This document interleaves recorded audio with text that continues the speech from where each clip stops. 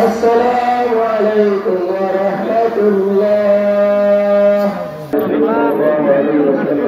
সারা বিশ্বের জন্য একই হুকুম, একই দিন নামাজ পড়তে হবে। সেই মোতাবেক আমরা হুজুরকে ফলো করে, মক্কা মদিনাকে ফলো করে, আমরা ইসলামকে ফলো করে, কোরআন হাদিসকে ফলো করে আমরা এইভাবে আমরা নামাজ আদায় করে যাচ্ছি। আমরা সারা মুসলমানরা বিশ্বের সবাই চাঁদ দেখে রোজা রাখতেছে, ঈদ করতেছে, ওই দিকটা আমরা ফলো করে আমরাও একই সাথে করতেছি। তো এটা আমাদের কাছে অনেক ভালো লাগতেছে। আসলে আমরা করে আসছি, করব এবং আমাদের করতে হবে এবং এদের সাথে আমাদের ভালোই লাগে। একটা সন্তান জন্ম নেয় ওদিন বাড়ির লোক ছাড়া বাইরের কোনো লোকে দেখে না। ঠিক চাঁদটা যেদিন জন্ম নেয় ওদিন আমাদের বাংলাদেশের কোথাও চাঁদ দেখা যায় না, ঠিক ওই পশ্চিম আকাশে চাঁদ দেখা যায়।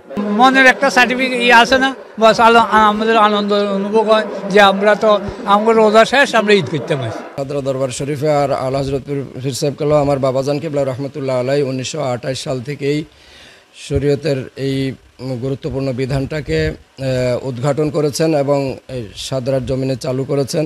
এখন সেই থেকেই দিন দিন সম্প্রসারিত হচ্ছে। আল্লাহ পাকের মেহরবানিতে আজকে শুধু সাদরার মধ্যে সীমাবদ্ধ না, সাদরার আশেপাশে সব গ্রাম এবং অন্যান্য উপজেলা, জেলা এভাবে প্রসার হতে হতে এখন গোটা রাষ্ট্রীয়ভাবে, বিশেষ করে বিভাগীয় পর্যায়েও সব জায়গায় আছে। রাজধানী ঢাকায় পর্যন্ত বহু জামাত অনুষ্ঠিত হচ্ছে।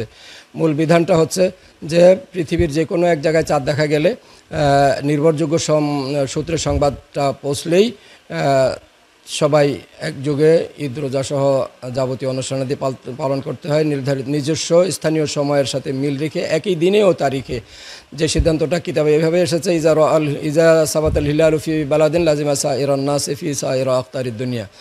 দুনিয়ার কোনো একটা প্রান্তে চাঁদ দেখা গেলে নির্ভরযোগ্য সূত্রে সংবাদ পৌঁছলেই সবাই ঈদ রোজা সহ যাবতীয় অনুষ্ঠানাদি পালন করতে হয়। এটা হানাফি, মালিকি এবং হাম্বলি সহ 3 মযহাবের চূড়ান্ত সিদ্ধান্ত এবং শাফি মযহাবেরও একটা অংশ এর সাথে একমত আছে।